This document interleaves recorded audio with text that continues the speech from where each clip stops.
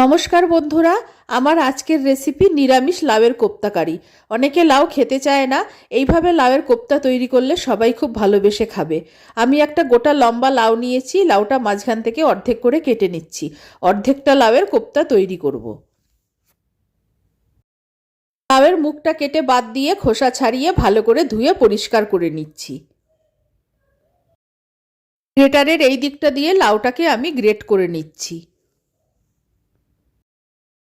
সবটা লাউ আমি ভালো করে গ্রেট করে নিয়েছি। এবার 1 চামচ নুন গ্রেট করা লাউটার মধ্যে মাখিয়ে আধ ঘন্টা রেখে দেব।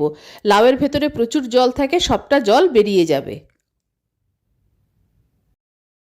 মশলাটা তৈরি করে নিচ্ছি। একটা গ্রাইন্ডার জারে 2টো টমেটো নিয়ে নিলাম। 1 চামচ হলুদ গুঁড়ো, 1 চামচ ঝাল লঙ্কার গুঁড়ো, 1.5 চামচ ধনে গুঁড়ো, 1.5 চামচ জিরে গুঁড়ো টমেটোর সঙ্গে দিয়ে দিলাম। আরেকবার একটু পেস্ট করে নেব। 1 চামচ আদা বাটা দিয়ে দিলাম। অল্প জল দিয়ে মিহি পেস্ট তৈরি করে নেব। এইভাবে মশলা তৈরি করলে গুঁড়ো মশলার স্বাদও অনেকটা বাটা মশলার মতো হয়।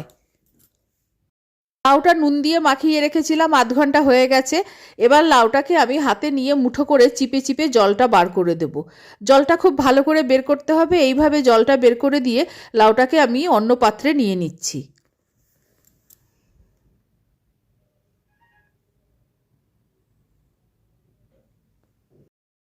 পুরো লাউটা ভালো মতো চিপে জলটা বের করে নিয়েছি। লাউ থেকে কতটা জল বেরিয়েছে আমি তোমাদের দেখিয়ে দিচ্ছি। আমি এই জলটা রেখে দিচ্ছি, কোপ্তায় ব্যবহার করব। কোপ্তা তৈরির জন্য আরও কিছু মশলা নিয়েছি। 1 চামচ লাল লঙ্কার গুঁড়ো, 1 চামচ ধনে গুঁড়ো, 1 চামচ জিরে গুঁড়ো, 1 চামচ হলুদ গুঁড়ো, অল্প গরম মশলা আর আন্দাজ মতো নুন।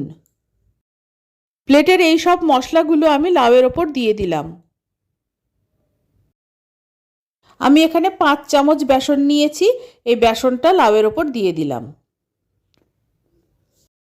1 চামচ জোয়ান হাতে ঘষে লাউয়ের ওপর দিয়ে দেবো। এই জোয়ানটাতে কোপ্তার স্বাদটা আরও ভালো হবে। এবার সব উপকরণ দিয়ে লাউটাকে খুব ভালো মতো মেখে ফেলছি। আর এটা মেখে নেওয়ার পর সঙ্গে সঙ্গে কোপ্তা তৈরি করে নিতে হবে, রেস্টে রাখা যাবে না। রেস্টে রাখলে জল বেরিয়ে যাবে আর ডোটা নরম হয়ে যাবে। লাউটা সব মশলা দিয়ে মাখা হয়ে গেছে, এখন আমি ভেজে নেব। হাতটা ভালো করে ধুয়ে হাতে অল্প একটু তেল মেখে নেব। আর অল্প অল্প করে এরকম কোপ্তার ডো হাতে নিয়ে হাতে মুঠো করে গোল গোল করে বানিয়ে নেব।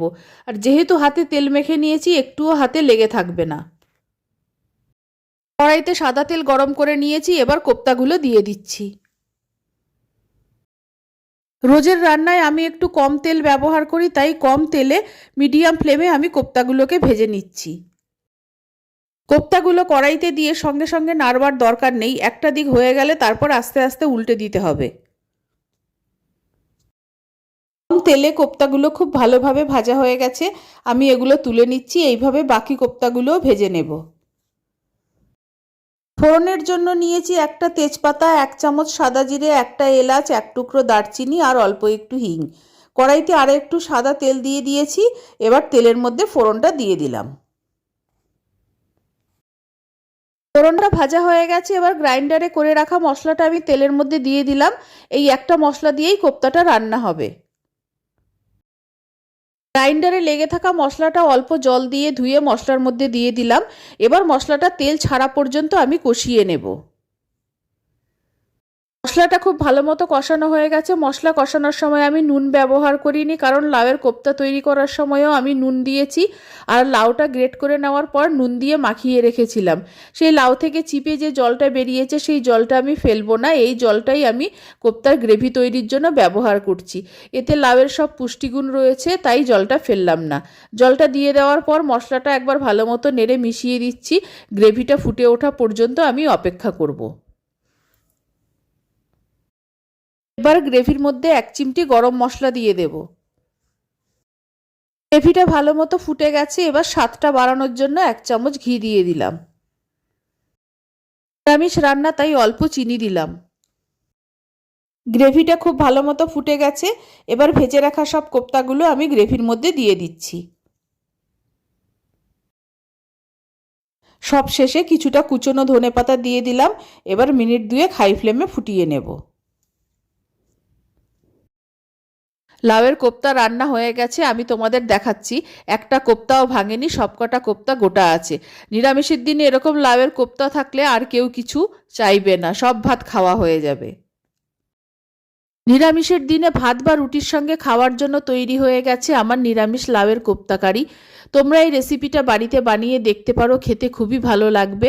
আমার এই রেসিপি ভালো লাগলে অবশ্যই আমার চ্যানেলকে সাবস্ক্রাইব করো, লাইক করো, শেয়ার করো, আমার পাশে থেকো।